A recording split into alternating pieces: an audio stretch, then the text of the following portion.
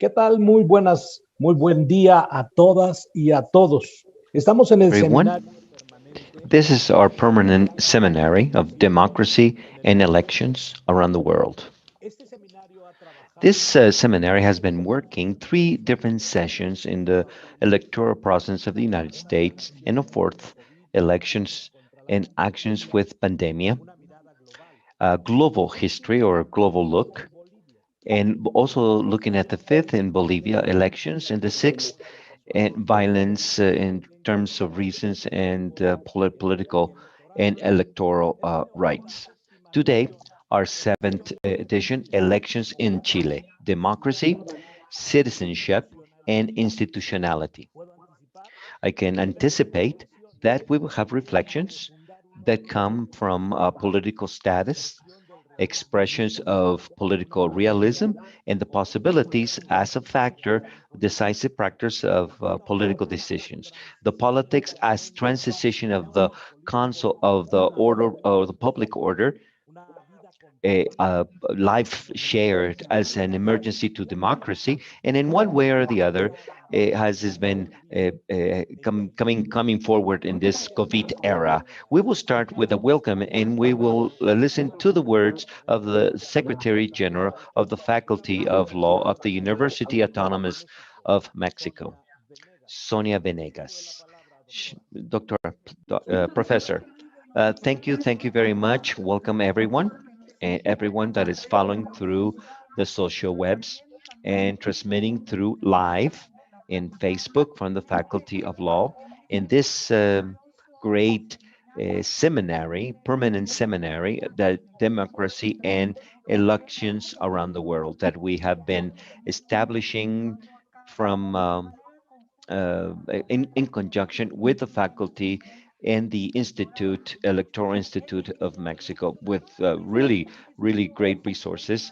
And especially these areas that there have to be with shared or compared laws with different states or different countries. With these states, we can share and learn from them and other systems. On the table in the dialogue, we have the elections of Chile, and which are going to be listening quite closely to Patricio Santamaria, ex-president of the Service Electoral Systems of Chile. He is this is an organism parallel to the INE, as we stated. Mary Angeles Fernandez, she's also the president of Mexico, of Chilean Women, and associate also from Chile, and Jose Manuel Insuza, Senator of Chile as well, and ex-Minister of Foreign Affairs and the Organization of American States. Under this organization, in Néstor Ruedas, executive member of the local board of Aguascalientes. And this would be very interesting because Chile is basically within this particular elections, and here we are um, in a turban with. If we look at the calendar, at the electoral calendar, we can actually see that last year, practically, there was the initiative of the political campaigns, municipal primaries, and the renounce or the rejection of those who were postulated to be regional councilman and primary elections and mayors of the city for the last year. In January of this year, in description of the candidates, and the 10th of February it started the propaganda, the electoral propaganda in the system that I'm sure would be something a lot to be shared in this aspect. And a week ago, of 12th of March, the electoral in public spaces and private spaces as well. So this has been developed, this whole electoral process from the 4th of May, the primary registrations. There's a possible second voting of the regional governors in the 9th of March and the 21st of March, assuming that directly, and the 10th of June, and the same they assume the governor, the regional governors, the 4th of July. would be the presidential elections of senators and representatives, and the 23 of August, candidates to initiate in parliamentary elections and the regional representatives. The 21st, a general election of president of the republic, parliamentary as well. And in November, we would say that we have the great event of the whole process electoral. So we could not, allow this to go without really making comments, because this is very important. And we should be careful to be looking at the transparency with all the possibilities that include of a second turn, as it has come in the history of Chile, to for December of this year, and also in between June and July of 2022 of 2022, there will be a constitutional text revision. So we're really into this environment of electoral activity, very pushing forward of Chile. And not only Chile is a unitary state, but also when we study their constitution of Chile, when we go into the constitution, to the text itself, we 1870 organic constitutional, we can actually see there are a lot of similar things that we have as well in Mexico. But it is not my turn, because it's not my area of expertise, but I have been following as a citizen this permanent seminar of democracy and elections around the world. So therefore, I will give the microphone to our moderator, not without only thanking the INE, the Institutional Electoral in Mexico, and Professor Bustamante, who's given the honor to represent, to welcome everyone to this seventh table of elections around the world. So I push forward, to have a good conversation. Dr. Venegas, thank you very much. Continuous, we will listen the message of the president of the National Institute, Professor Lorenzo, Professor Ignacio. Thank you very much to be here in this seventh edition of Democracy and Elections Around the World, with elections in Chile, citizenship and institutionality in Chile.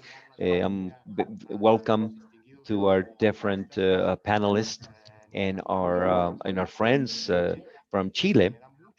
I'm very happy to see them in this first occasion, and we have had many stories together constructing electoral institutions. My friend Patricio Santamaria, who has just left the presidency of the Institutional Electoral Service in Chile, and we're able to see that we're basically a brotherhood of INE, not only with our history that goes together, but also because of the electoral history that Sonia just mentioned, all this construction of a new constitutionality that would imply the elections to elect the constitution, and also will probably end with another plebiscite to another constitution.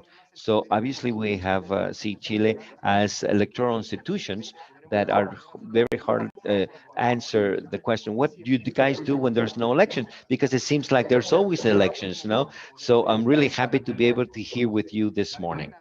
Democracy as a mechanism to the renovation of public powers, and the former government as a space to democratic ambivalence, has complex areas, the most difficult ones in a long time. Democracy has been faced with the great structural problems in our countries.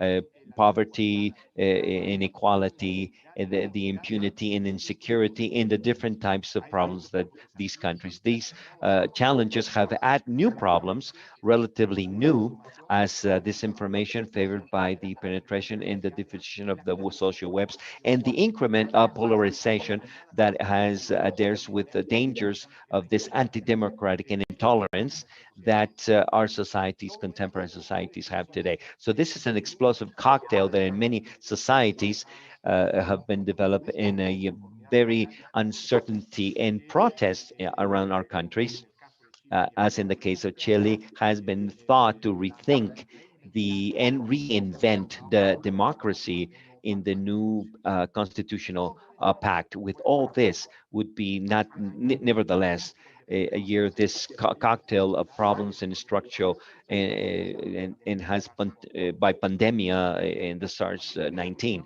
This pandemic has made some structural problems even worse. This has made it evidence that the pandemic not only has been in a solitary, it also has implications with a social phenomena, and we need to understand and face these problems. Of course, the politics and elections cannot be with the impact of the pandemic, from the crisis in the from the years and things in society around the world have been facing these difficulties that election in this new context as well. The pandemic has a challenge for the electoral organizations, sanitary and operational and politicians as well. But it also has given us some opportunities. Let me mention at least two.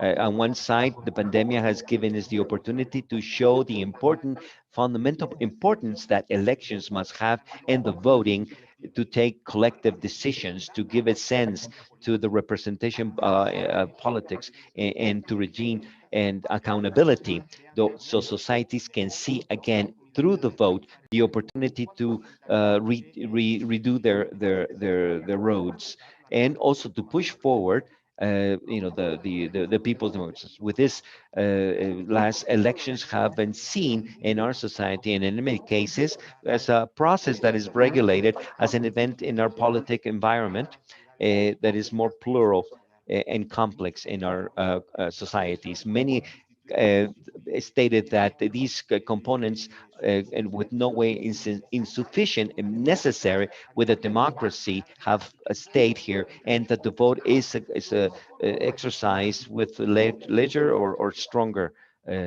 push forward. The logical thing behind is that the vote is a tool, citizenship tool, that is fundamental for our society.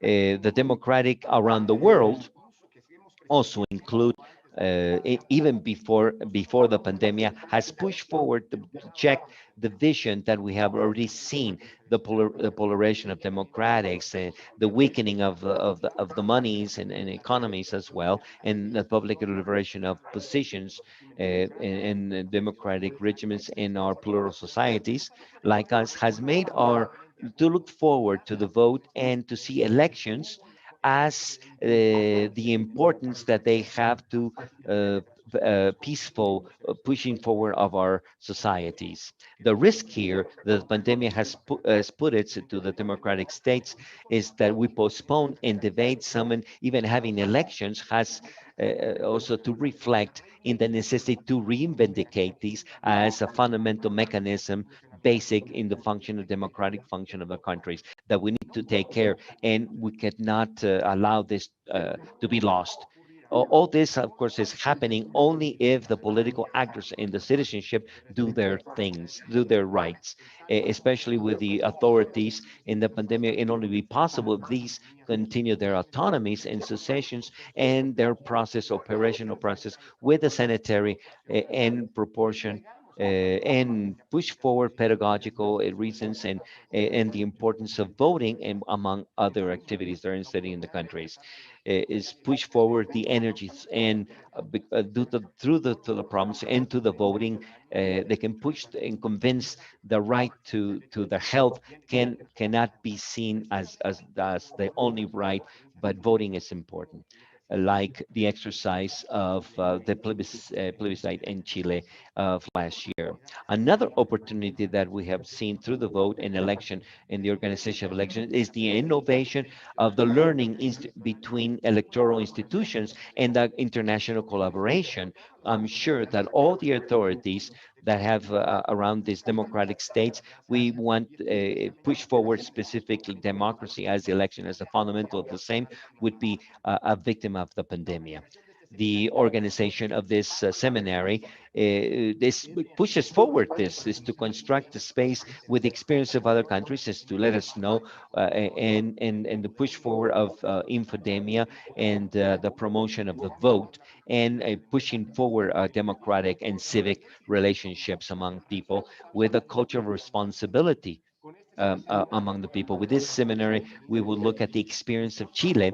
We look to construct a learning shared of their operational and educational that we are pushing forward, or we are actually looking in this pandemic crisis.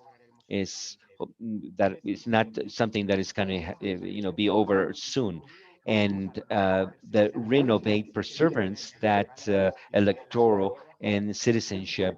Let me end by a very phrase by Gabriela Mistral, who in one occasion was able to perseverance of the waves of the thing that makes that each setback pushes forward to a new advance. I believe that the crisis can also be opportunities as long as we can push forward and done them responsibly, facing the elections and more complex that we have done in our history. The 6th of June in Mexico would be the biggest election that we will have in Latin America. We would have the experience, the share, compared with the case today of our friends and our friends in Chile. Dr. Jose Miguel Insulza, Patricio Santamaria, Maria de los Angeles Fernandez, David Bravo. It would be indispensable under this logic that today in this world connected in the defenses of democracies around the world. The defense of the global defense. Democracy is a collective construction in defense. Is also, thank you very much. And I'm very honored to accept to be here in this initiative with the Faculty of Law. Thank you very much to everyone, and good morning to everyone. Thank you, Cordova, for in this welcoming. We are this Seminario Permanente, Democracy and Elections Around the World. This is our seventh table of elections, democracy and citizenship and institutionality.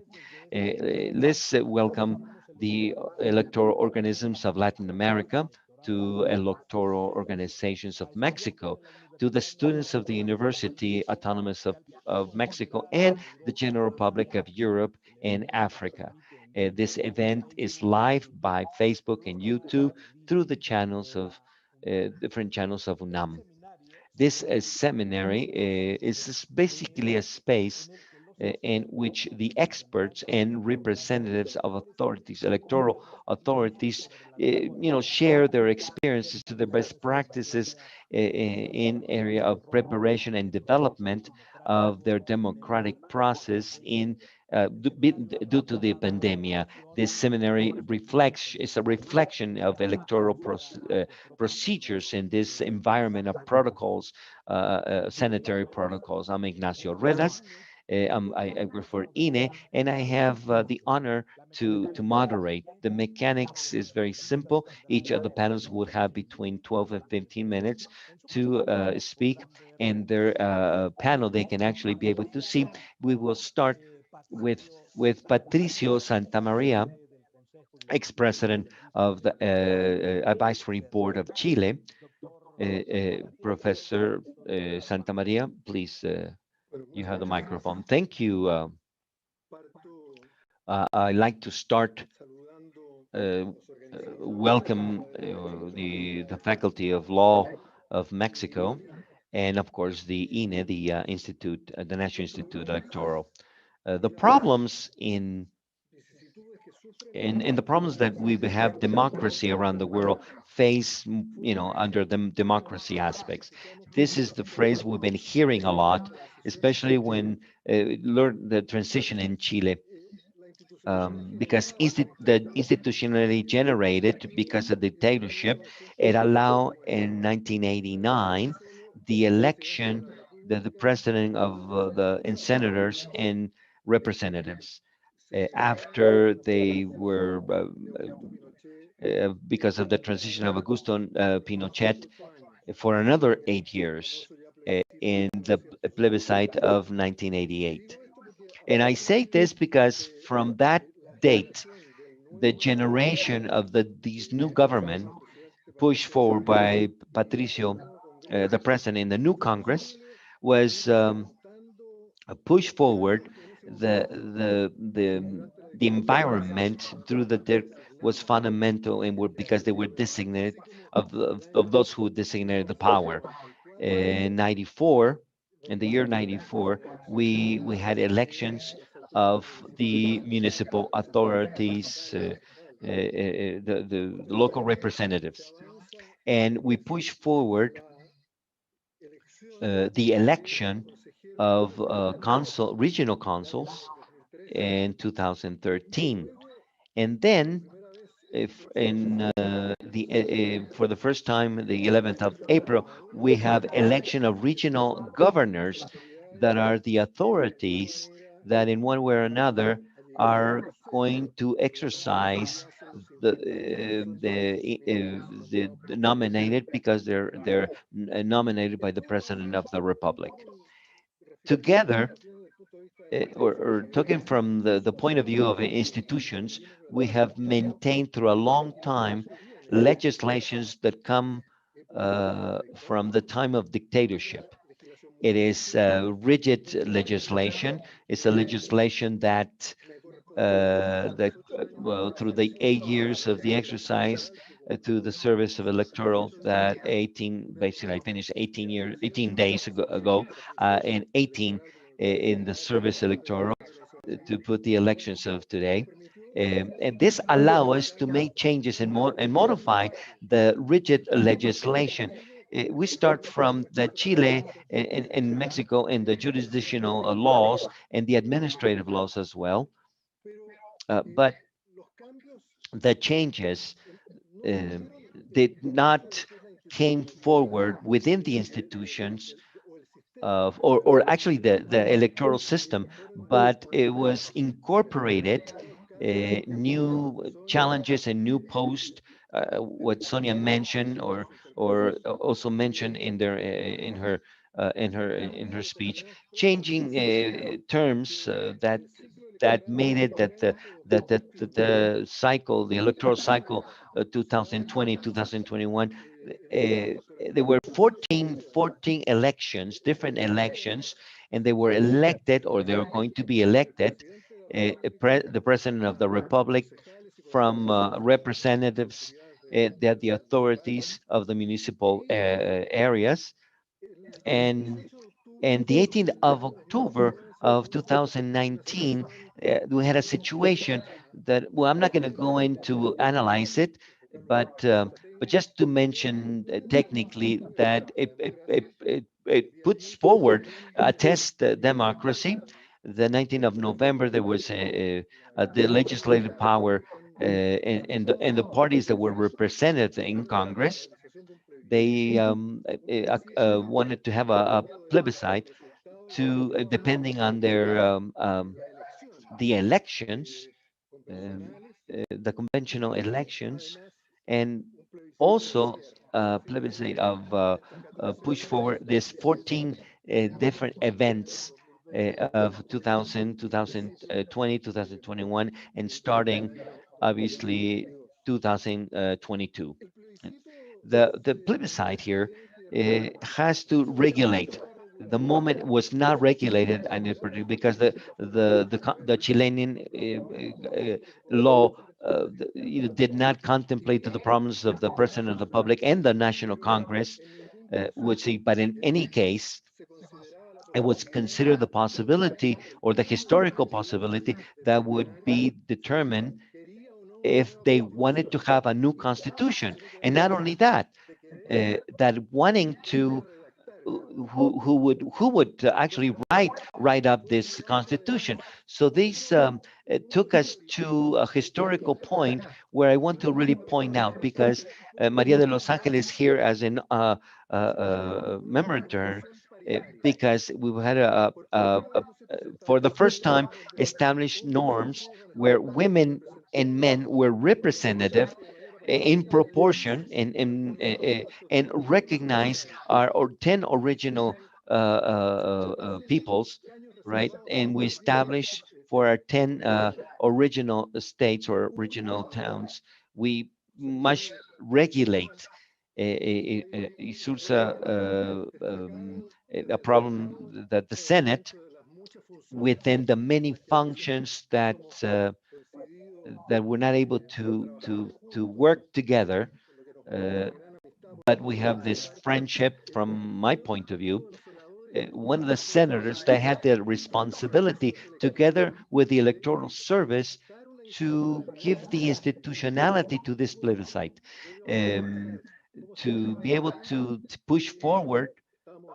Uh, and we were talking about in the month of November or December of 2020, when all of a sudden, the 1st of March, we have the first case of COVID-19 in the south of the country, and quickly that pushes us to modify the plebiscite and to push forward to the month of April, postpone it to the month of November.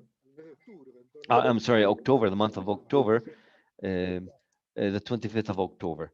Um, so we improvised a lot. They said we improvised. No, we needed to regulate the situation. That it was no regulation. It's very different than just simply improvise. And I think we have done it well because we opened up a gap, an important gap, to push forward the role of the institutional and the organizations, of the electoral organizations in Chile. We are, of course, every time we had a modification in the study and the analysis of the new norms, but we have the opportunity, which is relevant because the social upshur, it was unchallenged, there was no credibility.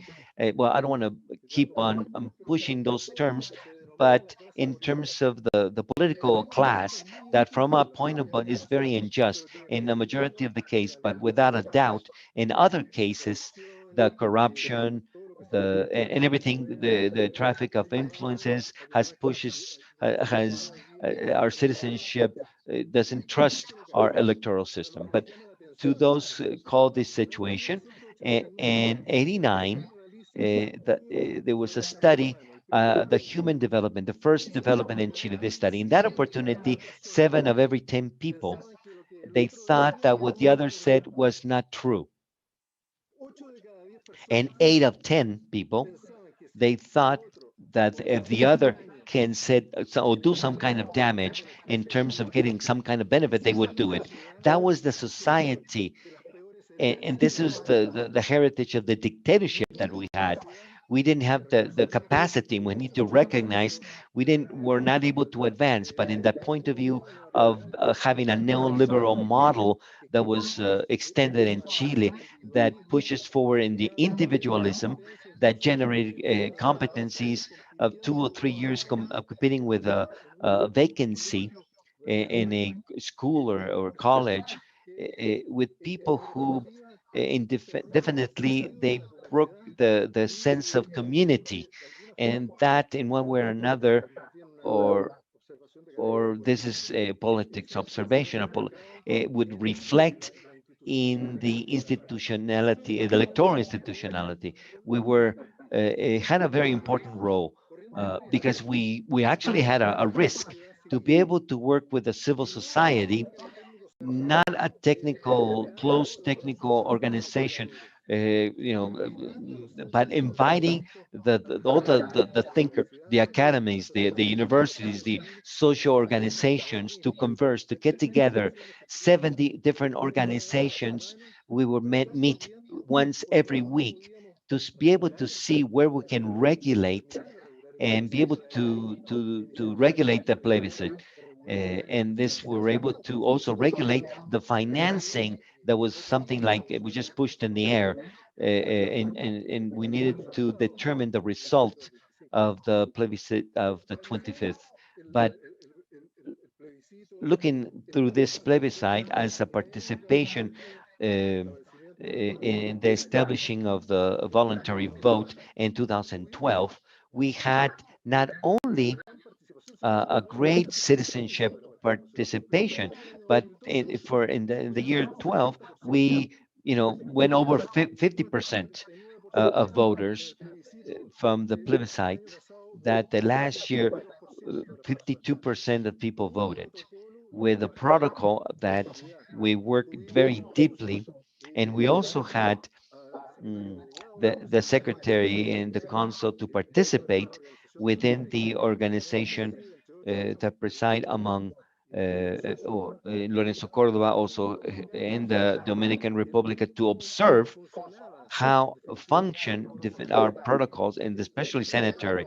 We were the trust to be able to look in concrete, because this was very important to transform to a practice, a fundamental practice in the social society. Once after my election of 10th and April 11, because we have a law that would allow us to do this election, constituent regional governors for the first time, electoral in Chile, mayors and representatives in 2 different days, that this would have a certain attraction and diffusion among the people. That obviously the possible to postpone this this event, or to postpone it because of the sanitary problem that we're having, or that the world is facing today. There's more than 6,000 people contaminated, and this is a very complex that has collapsed the whole electoral system, and the workers, the health workers that are tired. But another way we've been advancing, we are putting our hope in the vaccination. More than 5 million people have already been vaccinated, so we need to wait a few days. But there's a possibility of the proposition of these elections without having any problems of democracy here. As we began at the very beginning, we are facing forward with more democracy. As one day we said that with no pandemic can contaminate our democratic system. We're working in that particular line, and also we delegate the faculty with the National Congress, and in one way we vote in Chile until 2017. Today, the electoral service has delegated, from the point of view, sanitary point of view, has established a system to vote for the electors, that can say that simply without thinking a lot, that would be very safely, to be even safer than going to a supermarket. But a lot of people lost there, and they became aware that there was a lot of work of the Chilean organization of the electoral system in Chile, to be able to have this necessity that this is within the human rights for health, and to be elected can be placed together as and definitely been pushed forward um, to be able to leave one and do the other. One has to do with the health of the society, and the other has to do with working together with that. And if I would mention 2 things. One, the electoral, they have like other countries, like in Caribbean, and without moving this rigid that determine the number of envelopes that need to be incorporated in the materials, and incorporate in with and together with the social and civility. I also, Maria de Los Angeles, her worry, because we were thinking we were not able to change with training women, and and that dream was kind of like in the air because of the pandemic. But now we're doing this work to follow up. Uh, that has been many governments, local governments, and they've been Jose Miguel Isursa is that I would end my time, but I would tell you in my to Sonia Venegas, the faculty of the university, and Lorenzo Cordova, and the National Institute of Mexico. Thank you very much. Thank you very much, Professor Santa Maria. We have heard that you have recapitulated in a kind of like a democratic creation, the rules of the game within this rigid system, how the change in a very hard dialogue, but without losing the essence of discussion, of deliberation towards against the flow to go into this plebiscite, to the collective with a sense of, has been explained, very qualitative, explained to validate the original peoples with a democracy that has been highly representative as the tsunami of COVID-19 and how this sanitary emergency has been taking us towards the political voices that generally use the use of communication, of offering, and how the electoral organizations require this communication of demanding. In other words, all voices, where can they change? Where can all these voices can fit to continue pushing democracy? Thank you, Professor Santa Maria. Now let's listen to Maria de Los Angeles Fernandez Ramil, president of the Foundation for There Are Women in Chile. Please, Professor Fernandez Ramil.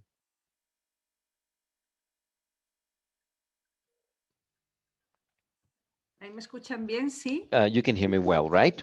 Yes. Thank you very much.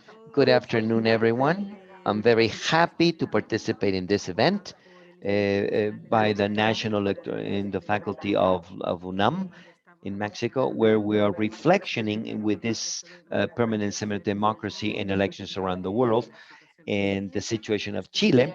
I'm here in this physically in Spain, but with my heart and soul in Chile.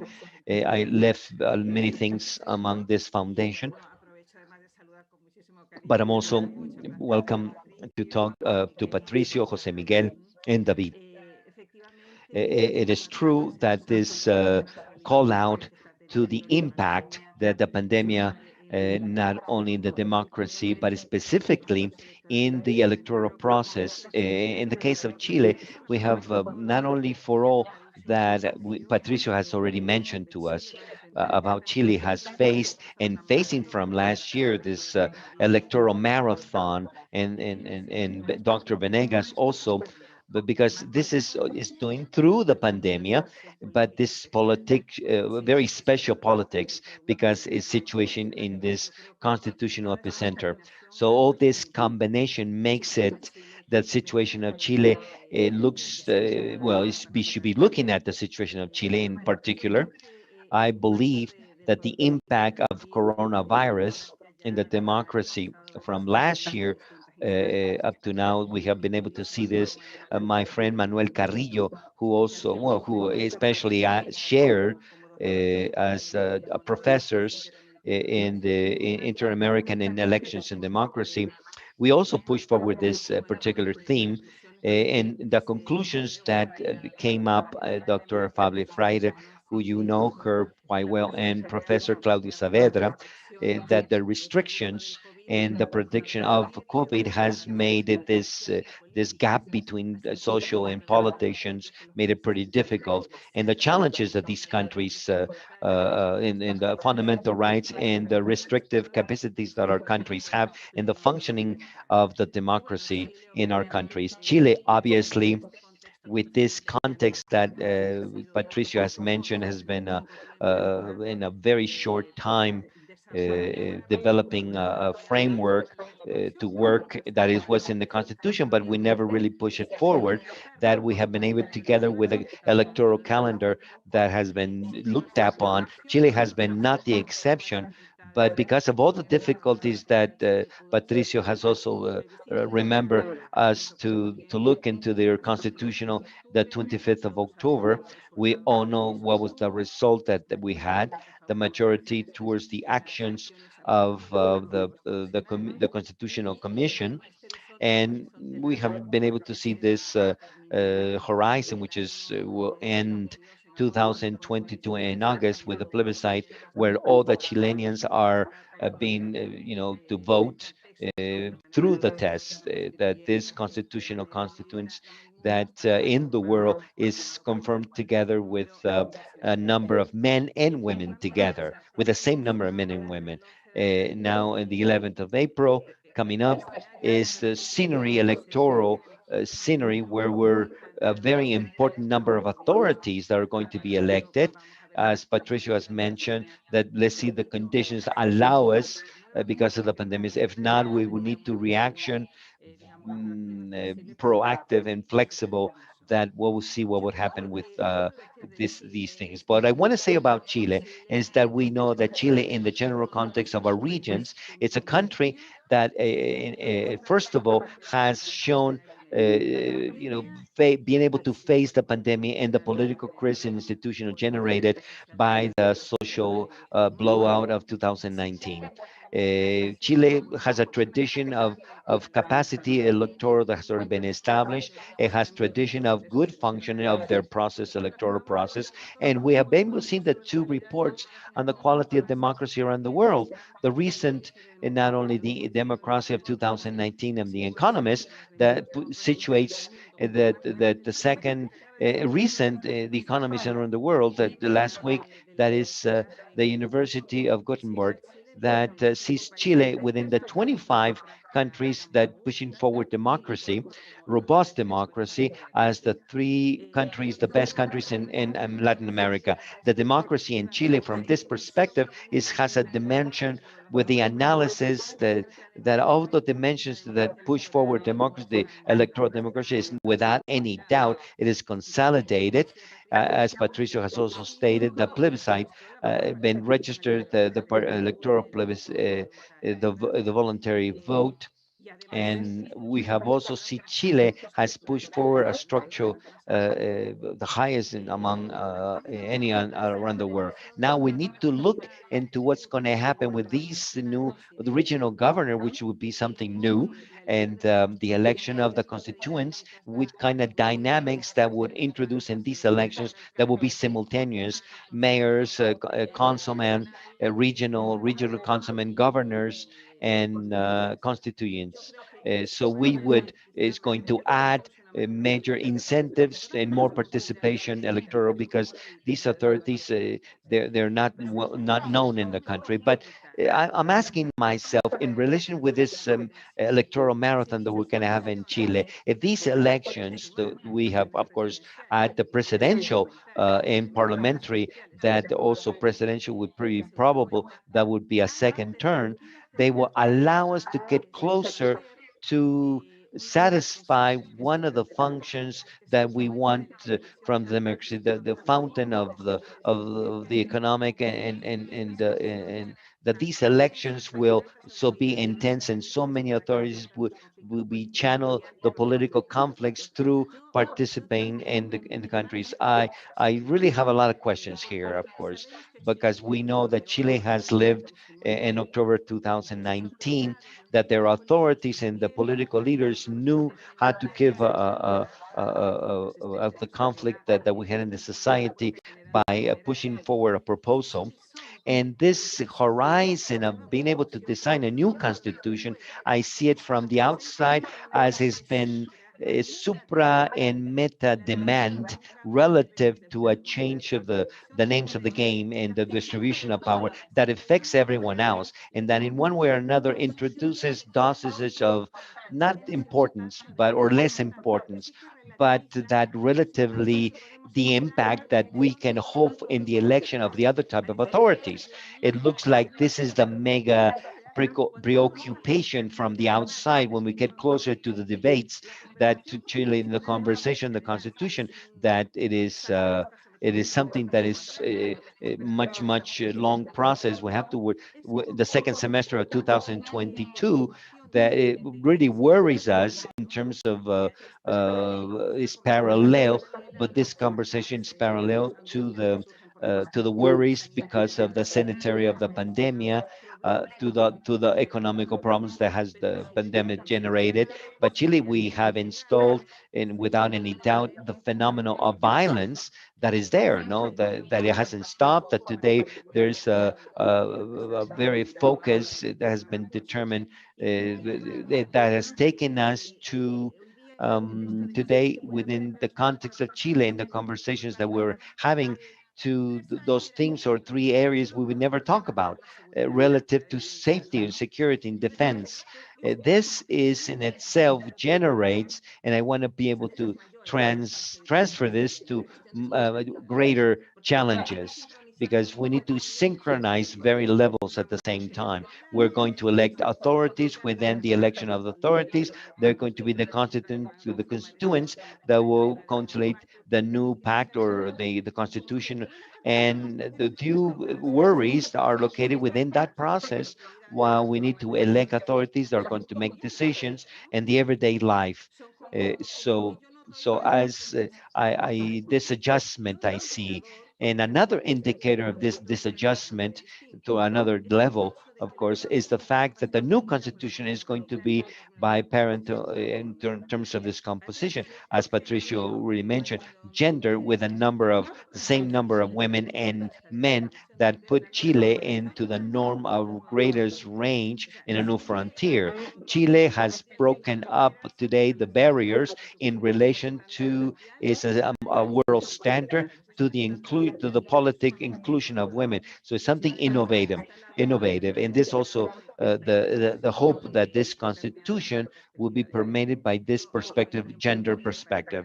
There's no time to analyze and discuss the condition that Chile was able to do something like this in conditions that Chile is one of the countries that lastly, has this kind of affirmative conditions and votes of gender and feminine electoral participation. But I do want to emphasize the fact that it produces this today the parity of conformation of the constituent organization and the situation of the participation of authorities in other levels. We have the politic partition of feminine of our women 23%, and the Senate 25.6, where the regional in American is 32.9 for the lower chamber. That is the major that is we use to this type of equity. What I want to introduce, and I'm going to one moment or another, we're gonna be able to wait to the year 2029, which is the horizon has situated the norm to be able to discuss this quotas of gender because they are temporal quota. They debuted in 2017. They will work for elections 2029.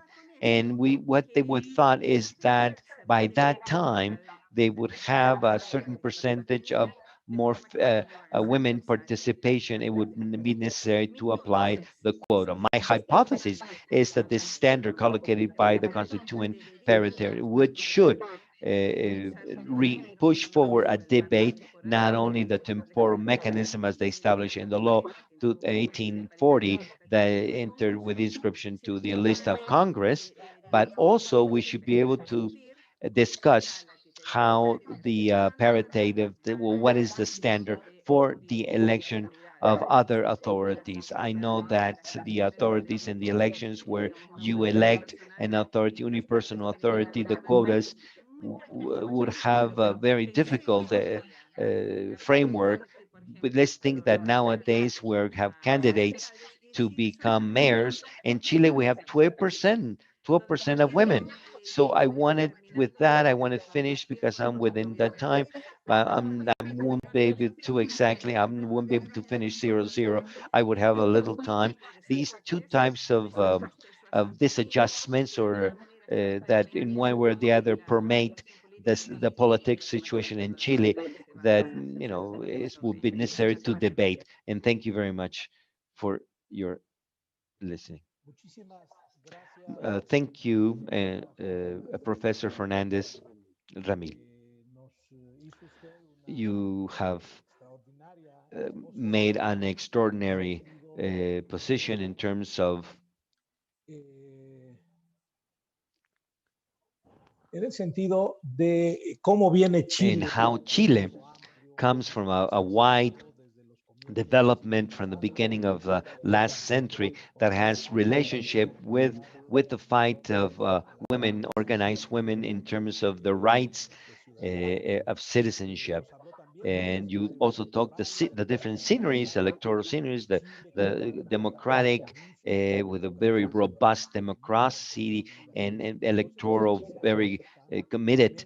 Chile with this constituent is that this electoral body would maybe vote really reasonably vote or with a different way to make a kind of to take decisions that evaluate and ponderate and participate, politic participate of the universal vote, a different universal vote, that give it a different to the coherence of life, to make people make the commitment to the country and come forward from a normality to create participation in the different types of authorities and continue with that quality of the demands democracy, the Chilean democracy. Thank you, Professor Fernandez Ramil. Now, I'm going to ask the participation of David Bravo, Professor Associate of the University, the Catholic University of Chile. Professor, the microphone's open to you. Professor, Doctor, PhD. Thank you very much. I'd like to give my thanks to INI and the Faculty of Law in UNAM, and obviously my colleague in the panel uh, that I've shared a lot of good times. Um, I want to talk about electoral participation, and I'm going to share.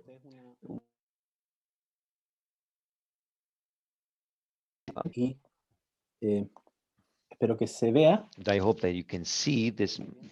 Uh, thank you very much. Um, that's what I wanted to discuss with you.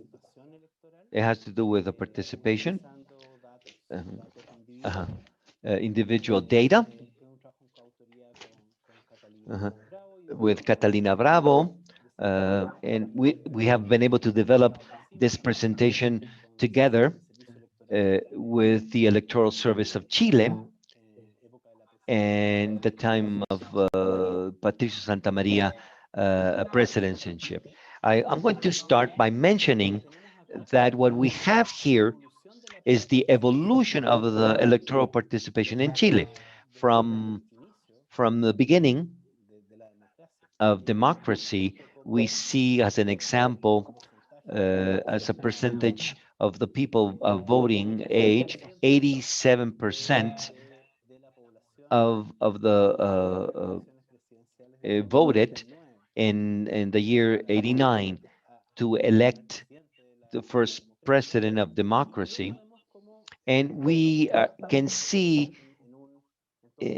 and hold this period until 2012, the obligation to vote.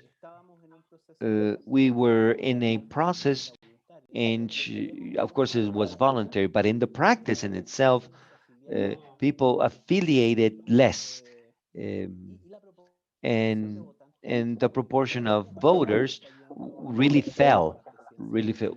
As you can see in 2009, um, and 58.7%.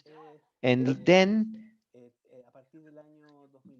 2012, the year 2012, they have the voluntary vote with affiliation, an automatic affiliation of was transparent in its C to make this situation much more clear. But we can actually see the lower part of the election of 2009, the lower in the municipal elections in 2006. And the last point here, in 2020, we had 15.9% superior to the 49% of participation that we had in the presidential election in 2017 in the second term. But this, in a sense, shows us the scenario of our electoral situation. And we can look at it as inclusion of the participation of the public as a tendency to look well, the participation of our democracy, and particularly with all the problems that we had, is been described by Maria de Los Angeles. Um, uh, I'm also going to mention that this has its original in this data or this information um, that it was placed forward, public information nominated 2018, and that come from the reading and the voting polls and the registrations of voters. um, they were uploaded, this participation, and then it was translated into this type of data that is available since the year 2012, which a lot of work.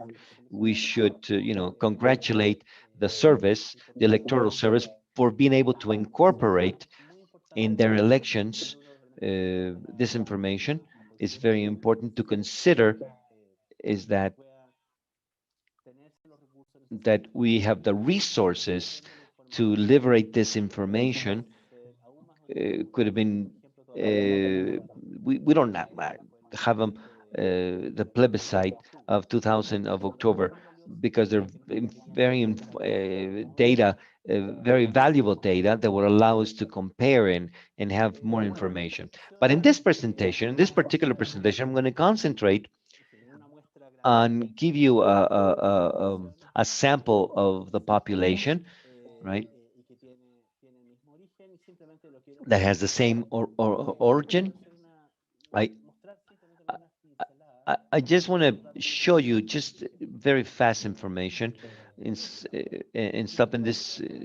First of all, you can see here how there's a relationship, non-linear relationship of their electoral participation. Their electoral participation, if this was the first turn of the 2017, was 46% of the average participation. And we see this table, 35 years, people 37%.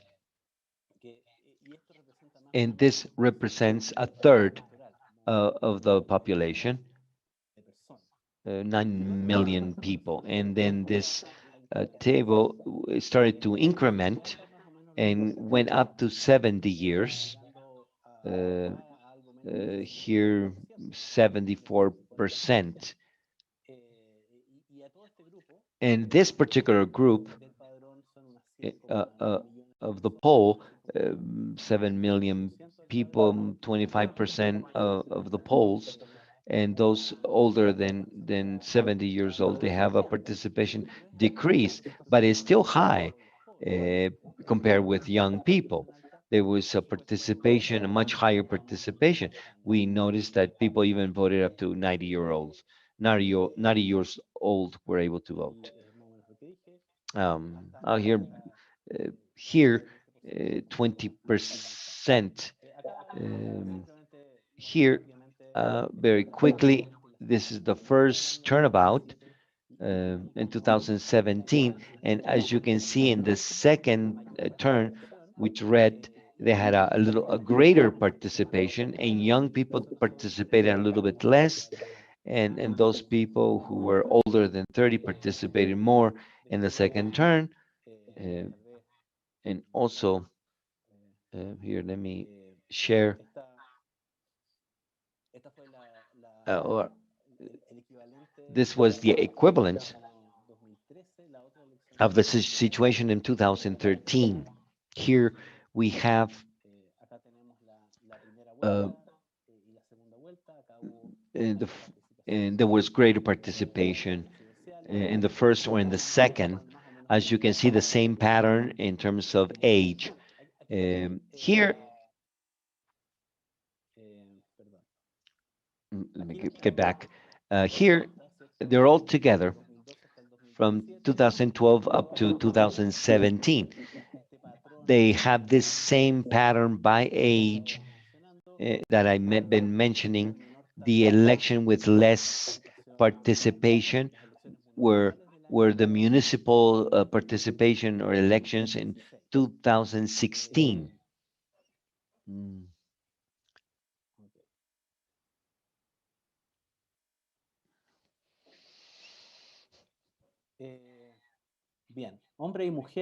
Men and women. This is interesting, or it is important to point out, is that generally women had a much greater participation than men, and in general, close to 70 plus years, 74 years of women participating, much is much higher.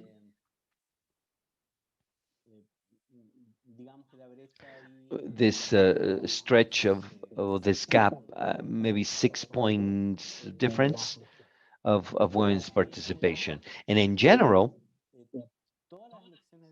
all the elections in 2012 have a certain participation of women, 25.7 depending on the election that we might be talking about or discussing. Okay, I'm gonna push forward to be able to show you if we take the electoral poll from 2017. This is how it was composed. The red line at the bottom, these were people who registered and they belonged to the poll and they were there from the beginning, year 88, which was significant for the new democracy.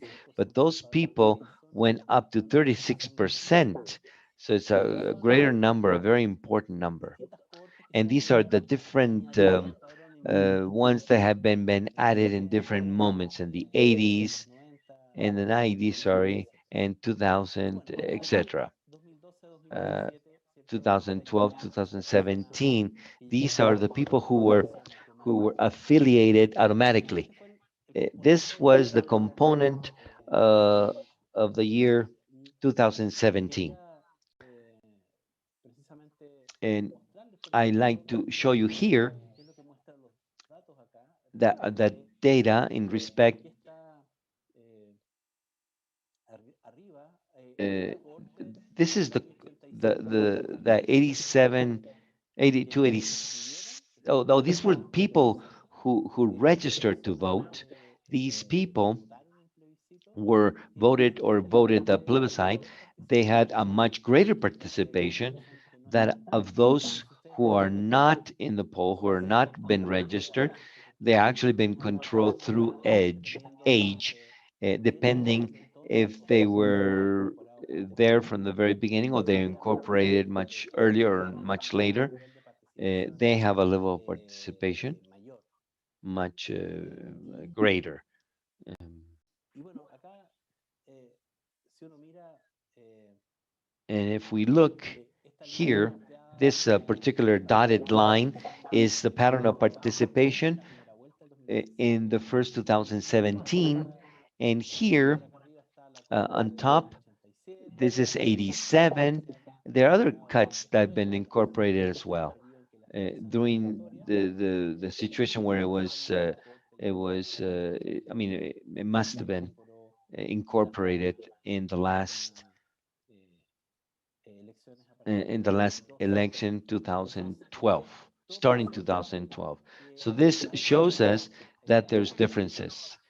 Those who did an original effort by registering, or even in the 90s when the affiliation was voluntary, were people who systematically had their patterns of participation, which are much, much higher. Let's Let's take this example into account. Between the year 2017, there were more perspectives, but until then, the number of votings, they were actually six. This is the proportion of people who have participated in the six, 17%, but in none, there's 29%. Yes. There's a greater number of people who did not participate. And if we add to that those who didn't participate, at least in 2017, makes it almost 40% of the people. In another, there's a group of people that participate systematically, and 30% that participate a little less, 5%.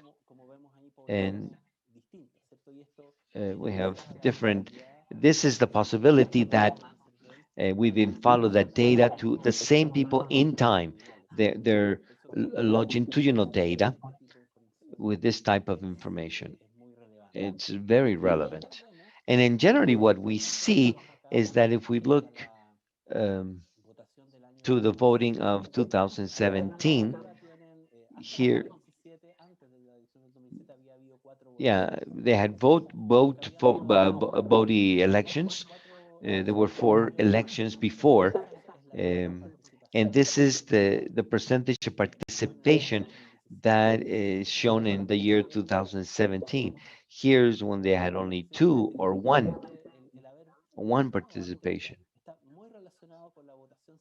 Okay, there was very much in relationship with the next uh, voting poll. It seems like there was kind of a generated, you must vote kind of thing, no? Um, I'm not really sure how long do I have to end? Okay, I think I have a couple more minutes. Uh, okay, basically finished the stopwatch. Okay, okay. So I'm going to push forward some of the things. I really wanted to, well, my presentation will be to your disposal. Uh,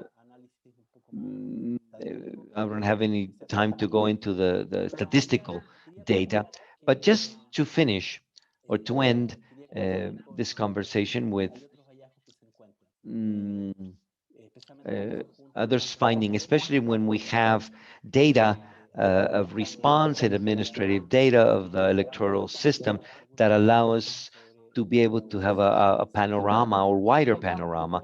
Just to conclude that it's important this data or this information that we have been able to obtain, as we saw that the new elections coming up that give us an election in October. It's key to be able to understand who voted, that increment of people, of those people who actually participated in 2017 and 2020. And this composition that probably was given by a much less voting or participation from older people because of the pandemic, and maybe more younger people. It's something that we need to evaluate with the data. And a suggestion that we're trying to implement that maybe we can do with this type of information is that the electoral organizations and look at the electoral participation, find an aspect that is essential to push forward the democracy, and is not have a low participation of the people. The question is, what can we do to design to for the November elections? In other words, what do we do if the people who we identify in different, we identify people who have never voted uh, or in the last seven elections, what if we can make a campaign kind of orientated to those people, and with kind of the pilot work that we can do as an experiment in a sense, what would be the impact that this would have greater politics of information and education in our people? And for taking too much time. Don't you worry about it. David Bravo, you have given us um, position of the participants, of the people who participate, the circumstances that each election in Chile have been done, the proper things of statistic data that confirm the science, and the statistic is the science of decision making that pushes forward towards the kind of take a photograph of our reality, and at the same time push forward the disruption of the necessity, the quality of the politics, and how the women are participating uh, more than men.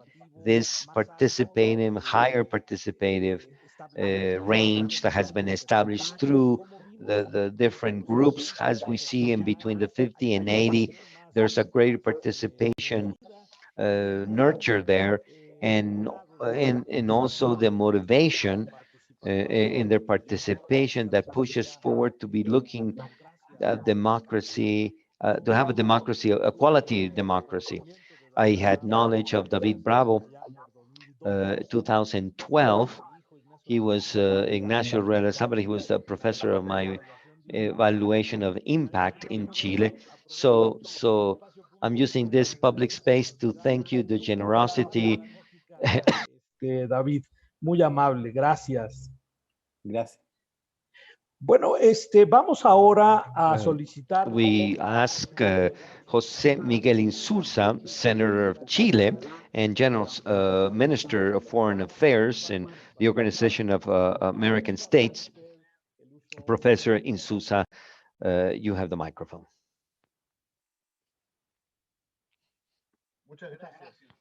Thank you very much. And first of all, I want to uh, thank my friends who asked me to participate in this event, and to say, with a lot of effect to all of you. I really appreciate Santa Maria for his work, and I'd like to, Maria de Los Angeles for we participated together in a politics forum as advisors there a long time ago. But my welcome to all of those. Uh, this particular area, I'm not really a specialist in this theme, but Santa Maria has made a very important process in the changes that have had. And David Bravo also has given us the data, very important information,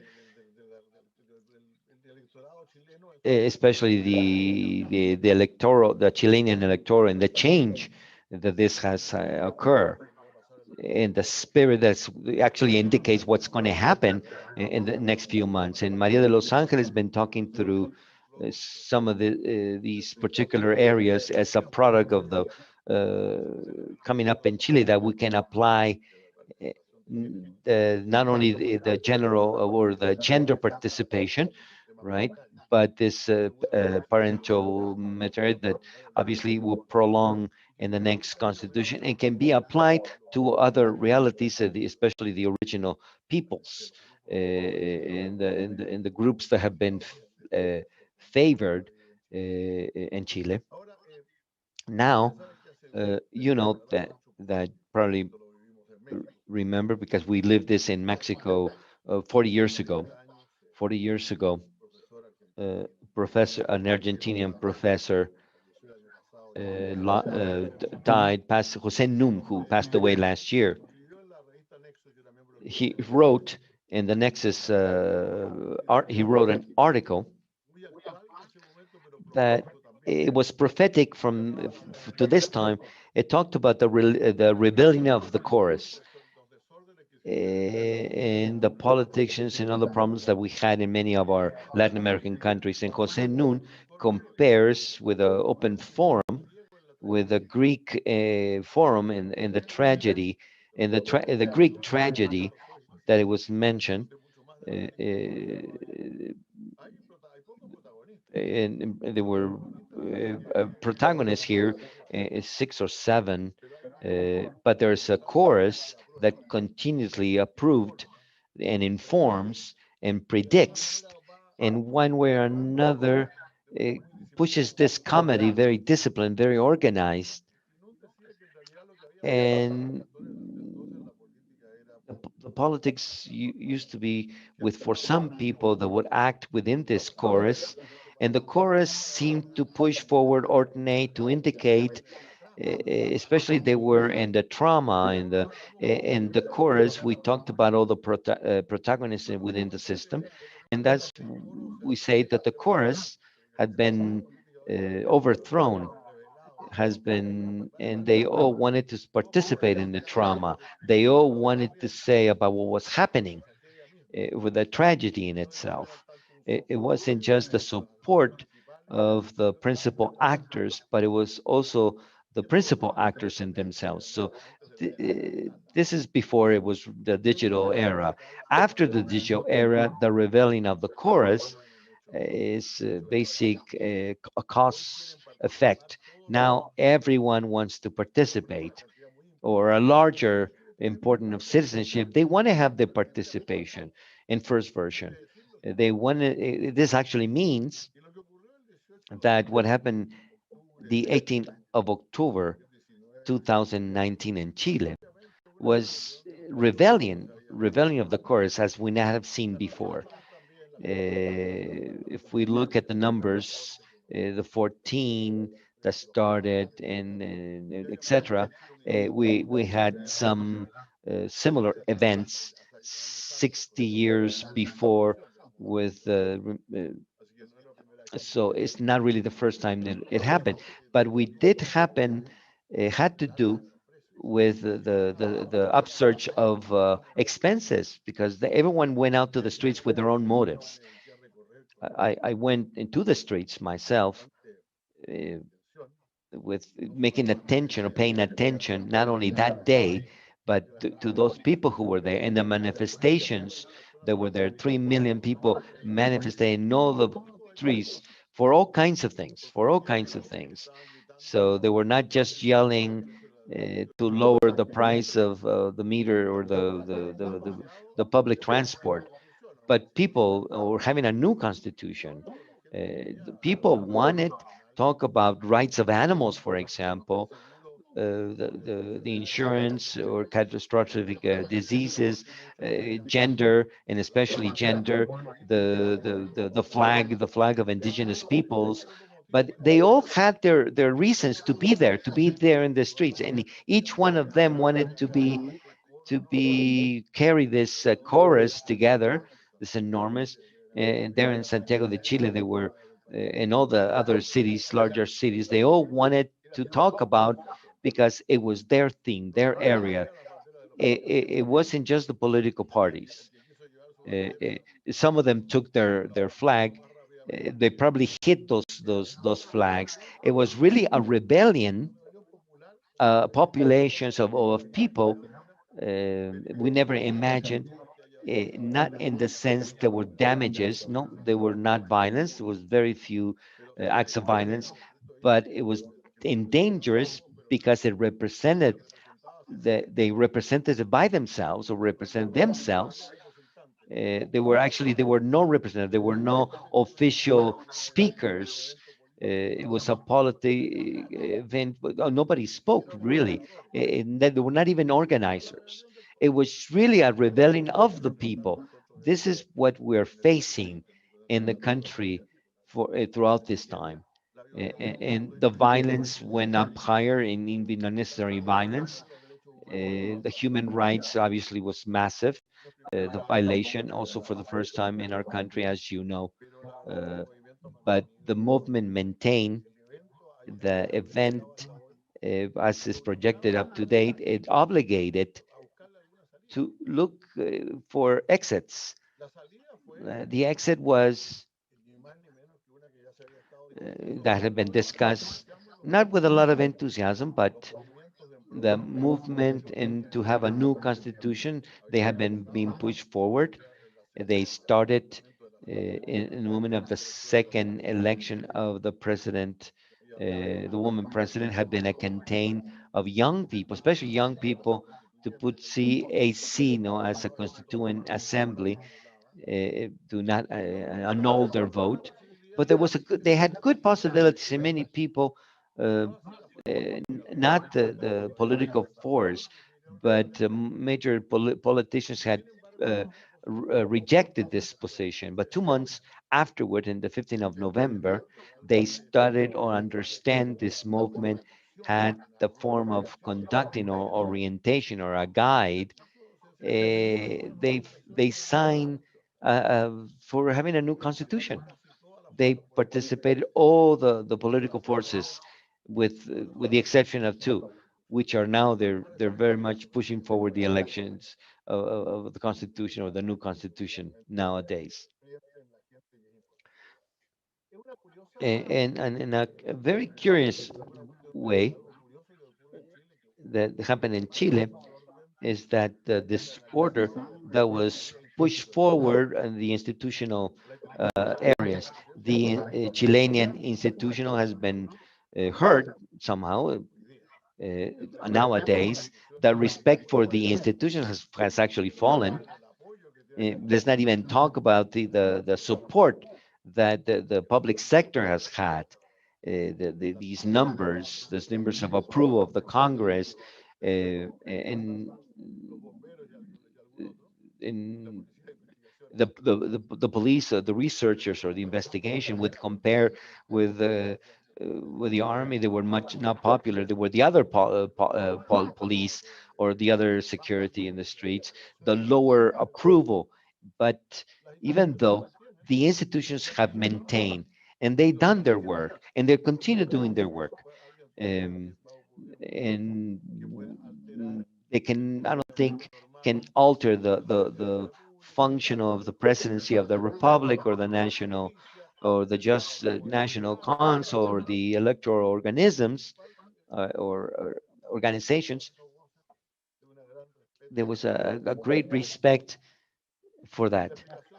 The explanation will probably give us another conference, but I just want to say that this is a product of the fall or the end of anticipated already of having a national for the first 20 years of democracy that went overboard in their expectancy, that been able to see the force and the effects, and that was followed through a whole decade, and that didn't really saw the new demands of the people, where their level, economical level, had poverty had gone from 42 to 10%. We had some problems, and the public needed, they haven't had their participation, or they haven't had their participation in this uh, of a country. It was so good that the growth of our country, they started, where what is their part? No, the growth. Where was my part? No, people started to ask themselves, where was the salaries? Where was the education, et cetera, et cetera. So this sensation of injustices that was in the air, and it has been maintained. I believe it would continue this air until having a public. Uh, would depend in the results of the elections. Um, this unknown situation in this disordered country, or unpredictable country, they added a certain rebellion of the chorus, but not but also the hardness of the scenario. A tremendous, this the pandemia scenario in the middle of the party. Women, Chilenia, Maria de Los Angeles was participating to be liberated the International Women's Day in the March 2020, with a manifestation that we have never seen in the history, and it was very large. But in those days, we had the pandemia, and the manifestation of these women of March 8 of March, we all went out. and we all went, I mean, I'm sorry, we all went to the quarantine, and the difficulties to do politicians and being able to set back elections that of course has the risk have increased in the last days, no, that we're still in the pandemic. So we're a country that we have lived the great crisis of pandemic of COVID-19, but over the crisis of the social upsurge of October 2019. And I think that's what makes it this uncertain, this panorama. There are other factors I'll finish this brief. There's a lot of factors that have in this election. The first, that which is obvious, the calendar was altered completely, and it was very difficult going to change because originally it was intelligent and in order.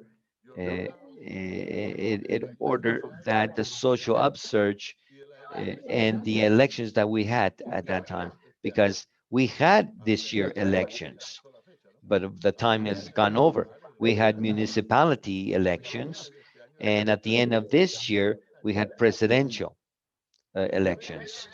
And we also need to think in terms of the Constituent Assembly, and this Constituent Assembly in June, I think it was June, July, they were going to be elected then for June, July of 2020, with more time to be able to have a constitution and finishing to the municipal elections, but to open the possibilities for the new government that was elected democratically would be, it would have a new constitution. But all these dates basically they're not allowed because of the pandemic, and with all the possibilities, because now we started to talk about in the next elections, they were taught to postpone them. That means that the Constituent Assembly was elected if both things work well, would be elected now in April, the 11th of April, to be exact. And they're going to be working while the presidential election. There is a disorder that we're actually previewing to be able to maintain a new Congress and a new president of the republic and a new constitution that will change radically the political organization of the country. To put an example, what would happen if you put an example, especially with this presidential election, in the system that the president of the republic and the first minister would answer to the Congress, and these they left when the president of the republic had all the faculties to legislate. It was very presidential. What would happen if the Congress or the Constituent Assembly decides to have one chamber in the Congress?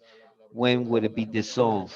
The governor of representatives. What would happen with those who were elected a few months back? So just imagine if the election they would end up at the end of the month of March. We're going to have representatives that are going to be elected 30 days before, that have been just installed 30 or 29 days before. Um, so that's going to be very difficult in a sense. But we do have a problem, which is very complex in itself. And also the representatives, in terms of the Constitution, well, it says the country has just elected me, so they have the right to say it. Who do you have, especially for those who were elected in the year 2021, because I was elected at the end of the year 2021. So we do have a problem. The problem is tremendous. Yes. And further, is the other, the norms or the bylaws of the Constitution. Uh, uh, the 15th of November, it was very brief, and the law that implements it is long. in reality new that has happened in that particular period is that when the Constituent Assembly got together, they added the participation of women in the Constituent Assembly, and they added the presence of a greater number representatives of the original towns before the pandemic and before the upsurge of the pandemic, and had not been recognized as a pandemic because the national, digo, the original peoples were not in the constitution. So this is the second theme or the second area where there's going to be assembly that's going to write this new constitution without having any rules. And it's also previsible to be able to see that has happened with the assemblies of the interior in other countries or their constituent is that debate while the constitution of the rules of the constituent and how these rules can establish or when can you establish these rules and if these established can be shared that the norm of simply having quorum is the political force of the 15th of November. There's a lot of force there. The Constitution is completely new. It's basically redacted in an empty white sheet. It doesn't mean that nobody wants to discuss it, but the this is will be approved by two thirds of the publication of the Constitution or two-thirds of each article. So it's not the same. So it's going to be a debate, very important debate, and very many others that haven't been already regimented or have bylaws for them. And this is the levels and last, the idea that they can exist hidden agendas that they want to change the process or regulation the process. I would not go into that, but I would say, or at least to be optimistic. I want to be optimistic. I remember the things were in the year 2000, 2000 October 2019, 17, 2019, up to 18, and the advances have been very good. We should be very prudent to be able to evaluate because we have shown approval um, in respect to the institutional, to the respect to the institution itself, and that allows us to be optimistic and to maintain a good election without the pandemic can push us forward to set it back or to set the date backs. That this process is relatively new if they can move, but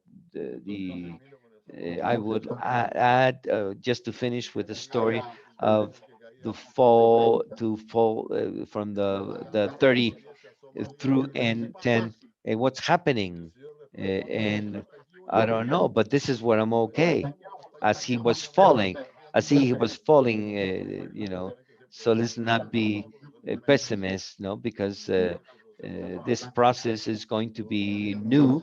We don't really know the end of it. So thank you very much. Thank you, Professor Isursa. We have gone consuming a little bit of time. If the organization can tell us we still have time, it's 11:40 in the morning, and two questions in their participation in SURSA has taken us to do a representation of sociological and cultural representation and the necessity of the great constitutional participation.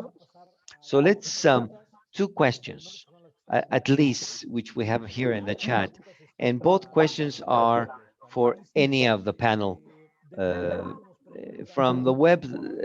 With all elections follow in Chile that have been, are people tired of campaigns and they need to have a vote? So you have 2 minutes if you want to be able to answer this question. Yo preferiría que David probablemente I pudiera would prefer that David, precisar uh, I don't want to fall in the pessimism of tiene ahí una mirada David longitudinal. has Eh, en un segundo, in a la gente hoy día está people today entusiasmada are really en los enthusiastic. ámbitos locales. Las personas yo creo que están esperando poder ir a votar. They're starting going to vote. They have been, in a way, in a very curious way, La inauguración, in the inauguration. han Um, empezado a entender um, el voto y la posibilidad, ¿no es cierto?, de los cambios, como estábamos acostumbrados en Chile, um, de in institucionalidad. the institutionality of Chile, we will have a new institutionality, but the impression there will be the call outs. David, maybe you can give us a little anticipation. Is there any kind of the, any questions? Any questions? There are a lot of elections. Yes, everything has been described. Uh, they are they expecting, and we're looking like no other. Well, we're looking at their positive participation, the desire of the people's participation. The question should be if institutionally wise and politically we're at a level to be able to respond to that participation because of the institutions.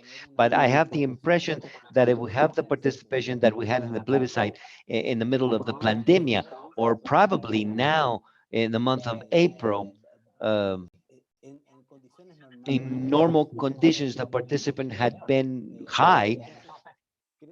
Uh, so I believe that we have the means to be able to look at this important. That's why I'm emphasizing the people's participation. We would like to look forward and see this. Uh, uh, uh, uh, uh, it's very complex and something that we need to still discuss. And this, if you allow me, the people, the amount of people that are going to go to vote, it will probably depend in terms of the pandemic, the situation of the pandemic, because people are afraid of because of what could happen because of the pandemic. So of course, we haven't changed the constitution to allow to vote 2 days, no? And if Cervel is going to assign that time to people go vote to determine times, but many people are really afraid of going because of the pandemic, and the it has come down the average 60% or very 50 years old people. So people are getting younger, people are getting old in pandemia. So the participation, it's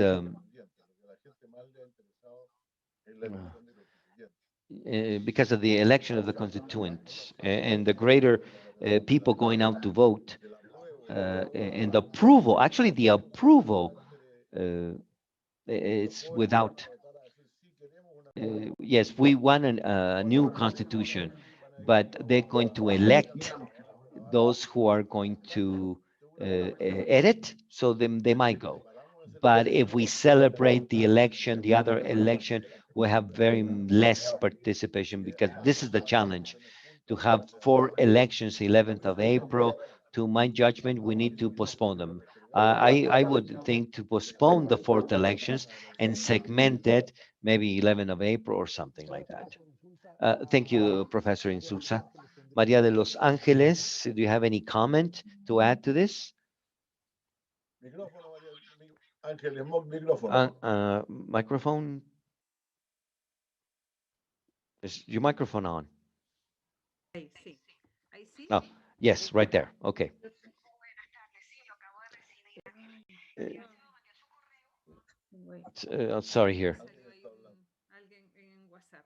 No, Yo tiendo a pensar lo mismo que I Miguel. Yo no creo think, que la gente esté I don't aburrida de think pensar que people that are tired, lo que the mencionaba marathon has not el debido started haber yet. empezado. It was the plebiscite of last year that had, and it was a good response of people, especially because of the conditions of pandemia. But But if you think that people are tired, I would ask until we get the presidential scenario after all the plebiscite or the previous elections. But Jose Miguel, the factor of the election, if the constituent would generate um, additional expectation that will contaminate the rest about the other levels of election. Maybe the regional governor may not be so many elections, might have more information or clarity in terms of what is happening, the governor and the regional governor, because they're new. This is new. But I think, believe that the constituent would generate this positive contamination in terms of having a higher level of participations if we have the control of the pandemia. Here, I'm here in Spain and I haven't had the vaccination here. What has happened in Chile because of the vaccination, what we have seen is fantastic, of course, you know.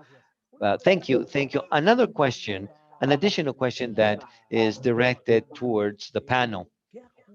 What adjustments, logistic, are looked for through the changes of this electoral pandemia? And uh-huh. So this is the question that they're asking. That would be for Patricio. Patricio. Uh, well, okay, thank you. I don't really understand in terms of the days or the change of the two days. I'm really referring to the change of the 2 days. I'm thinking today that 100% of the countries, they do it in one day only. They only do election in 2 days for Trust or Republica Czech, Slovakia, and Swiss. It's a theme. They do it until the 2009. But in Hungary, in India, but we are, we go we actually talked about it a few days ago in a chat that Chile is pushing forward to generate this alternative mechanism in Latin America. The, we need to understand that I'm not talking too much. We wanted to make a change. It doesn't a general consensus, but people are afraid in terms of taking care of the vote themselves. When we go from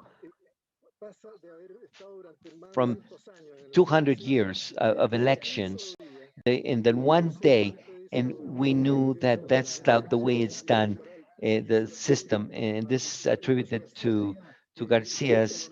I always mention because he generated this prestige of. I'm just simply trying to reinforce, and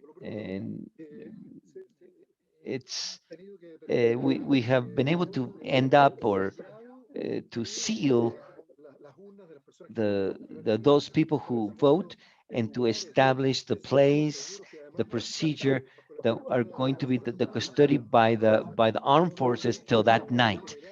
And there will be general people taking care of so they can be present in different places of voting, and all this with a series of measurements to vocals and people who would um, have been vaccinated before the personnel that's going to be working in the elections, that they would be vaccinated.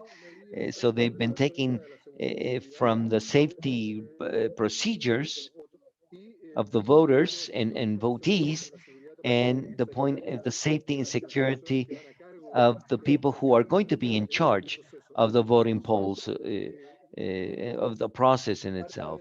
So it's part of the chorus, if we could use the term, chorus as some is Mirza, which I thought that his comparison about a chorus, it was really interesting. His comparison, part of the chorus is already singing the song of fraud, and that is. Unfortunately, we're going to have to listen to it, but I hope it's less.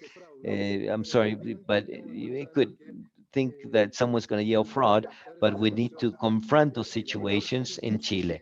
So it's hardly impossible to do it in one day. So 15 million or 14,900,000, 198 electoral, and and it will be the biggest election in Chile. So we're really anticipating. No, but the elections in Mexico, when they compare with, and I commented with Lorenzo, I commented, it's like a great ship with a little ship that goes and takes. We're 14 million who vote, but we are were 17 candidates, which we never had in that quantity, right? And we also had, for first time, we had elections to people, the that belong to the original countries of the First Nations, that they are going to be able to vote. And I'm not going to add any more time, but these decisions from the point of view, first the health and then the logistic area, are going to be crucial, and in terms of how people are going to create this vote, and the economic sources that have gone into this. We're talking about 50 $100 or $90 for 2 days that would do their function. It will be 250,000 people of 43,000 tables that are going to be working the day 10 and 11 if the pandemic allows it. Thank you, Professor Santa Maria. The time has already consumed. Uh, we have need to close uh, our program. First of all, uh, I'd like to offer to Dr. Cordova, a consular. He had to leave due to a session ordinary of his consul, the general consul. He leaves and the effect to everyone in each of the panelists who participated. Jose Miguel, Professor Jose Miguel, I don't want to finish without, we have two things in common, you and I. One is that you are a person that has been talking about my nephew, who you were the professor, and of course the other is that I send you a personal hug.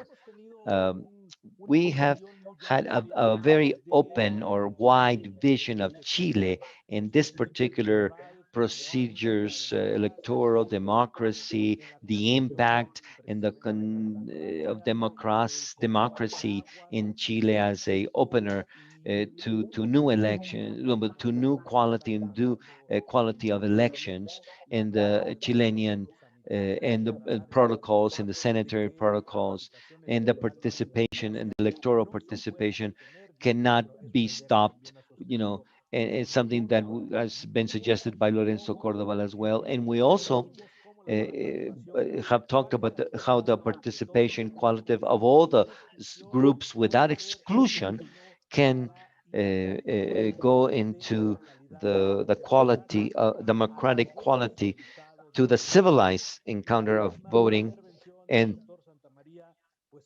Santa Maria to celebrate this change of trust that is generated. I want to finish by giving this reflection between pairs, between peers, between us and the rhythm that we've been having, the seem to demand uh, this country should be called Lucila, if not Gabriela. It would be trying to read, to have compassion. Is something like having a girlfriend or a perpetual widower or a mother that, Gabriela Mistral spoke about social equality and question poverty and injustice, and that form part of the field worker in Chile. Nobody remembers, and this shows us the quality of the conscience and the democratic sincerity that the people in Gabriela Astral have this social thought enrich for Chile and for Latin America.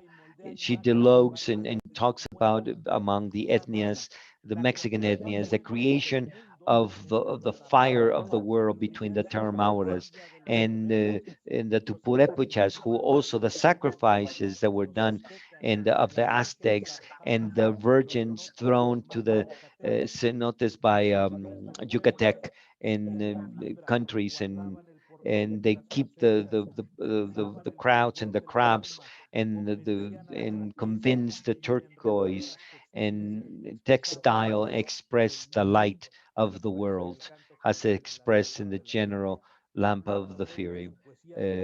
Pablo in the different of the history of America. Uh, those who were not able to tell their stories in the Chilean. I come to this conclusion in that dialogue of peers. Democracy is first among peers. So I'd like to thank all of you, the panelists, that integrated this table, to the organizers, to those who are following us in the social web and the electoral institutions and the international institutions and the national institutions as well, and the communities that are interested in our our panel, this seminar, which was very attractive, as this has been the seven tables that we have had prior permanent. Thank you. Y a todas tenemos una deuda con toda la reflexión que nos han dado el día de hoy. Thank you very much for your participation.